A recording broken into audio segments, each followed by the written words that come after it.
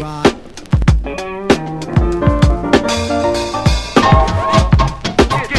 down to this. Yes, I am.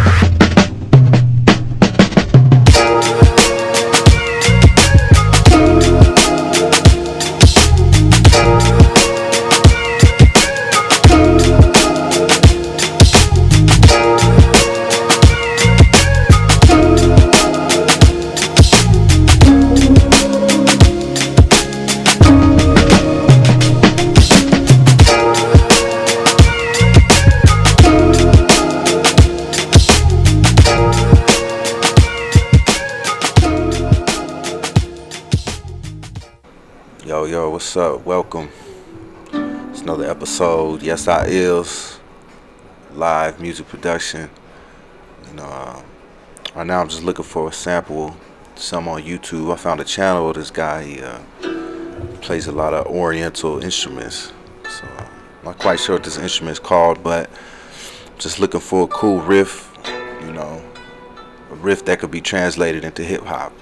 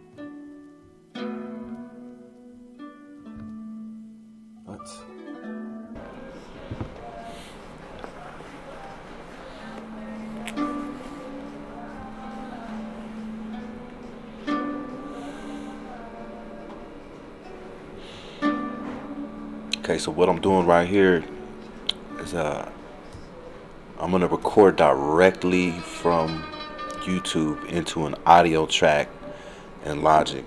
So what I do is I use an interface, plug the interface up to the computer, and then I use a double-sided auxiliary cord.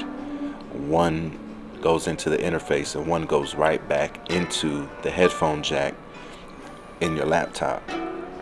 I do this because it's an easy way to save space, and you get to skim through the whole album and pick apart what parts that you would like in the album without having to download all the extra stuff, taking up all your space.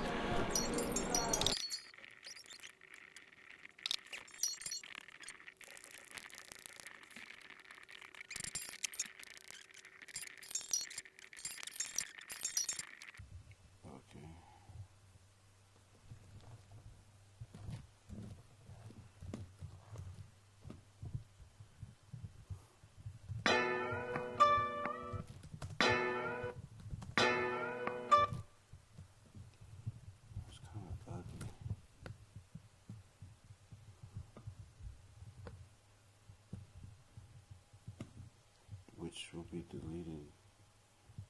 I don't want flex on.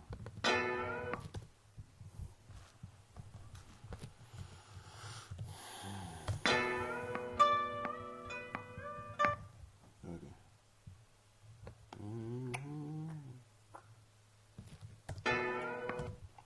There goes.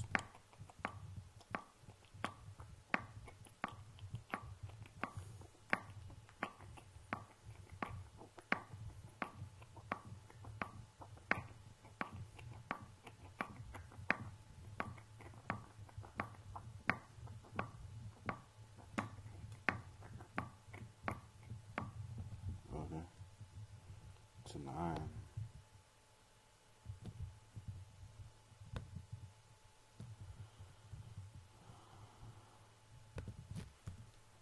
What is this called?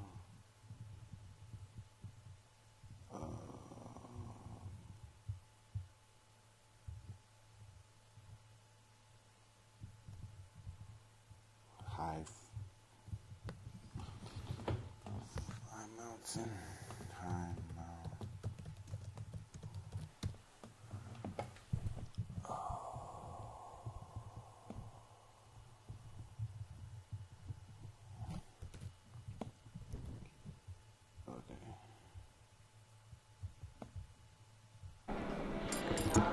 So right here, I'm using flex, the rhythmic portion, so that I can just line up all the sounds, make sure everything's kind of like how you quantize an audio file.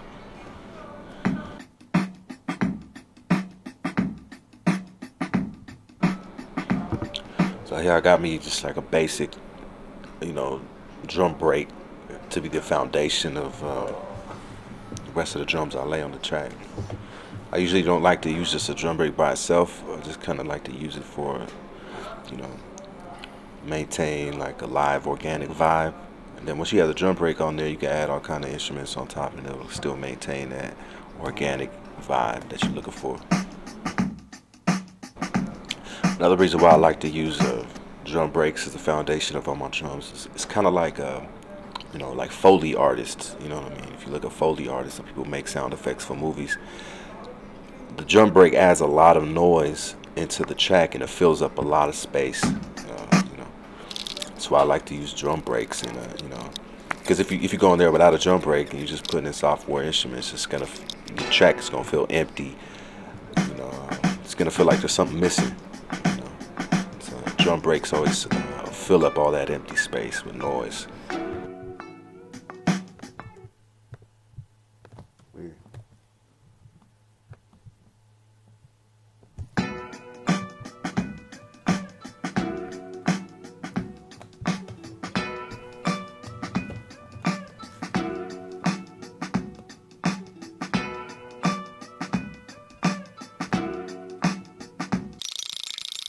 So right here, I'm just simply looking for the right pitch to put the sample at. Something that could translate well into hip hop. So I guess earlier in the day, I was watching an interview. Just like my hip hop mind, man. Once I hear open instruments, open drums, which means that you hear a sample of drums, where there's nothing else on the sample but it's just drums. You gotta go in and take it. So I heard this earlier in the day. I went back, took that little hi-hat, loop, snatched it up, boy. That's mine.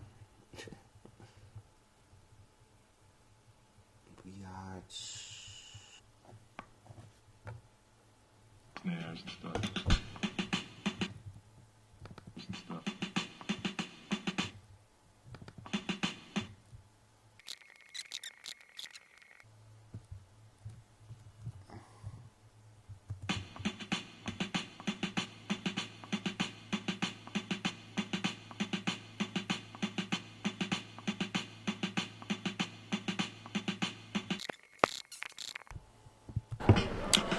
So here I just layered that hi-hat loop that I found on YouTube, and layered it on top of the drum break I already had. It's always good to do that. You know what I mean? One, it makes the track feel so much fuller, and two, it's hard to identify the actual sample that you use, like sample drums. People like to use a lot of James Brown samples, stuff that's been used over and over and over again. So when you layer two different samples of drums, like two different drum samples, people don't know what the drums, what the sample is exactly, where you got it from.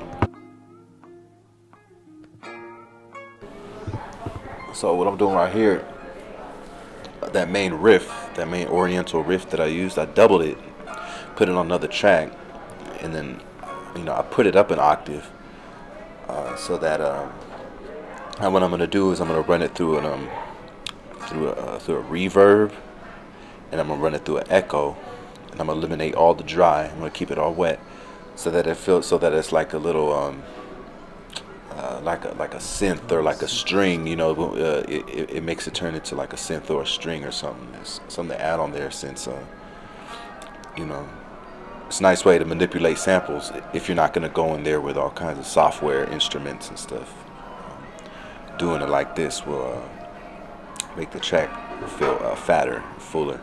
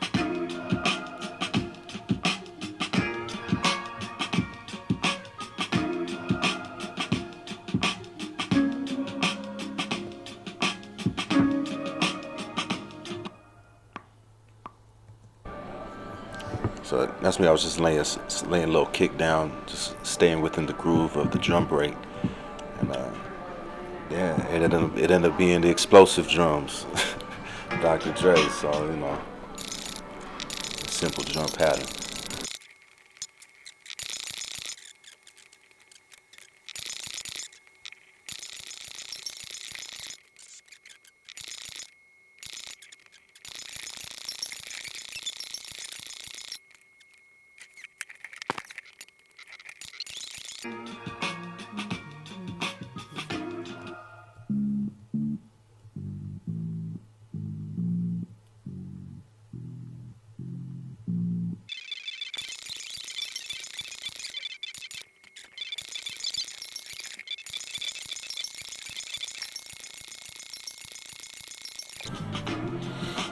Yeah, now I'm laying down a little bass line. I take all my bass lines from songs, the actual sound.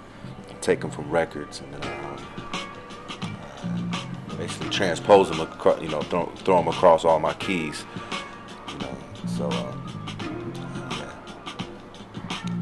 The final sound of the beat, the final beat is gonna sound a little different in post, but pretty much the same.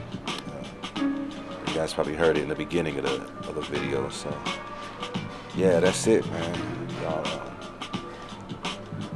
hope y'all enjoyed it. Hope y'all learned something. Get in contact with me with collaborations for purchases or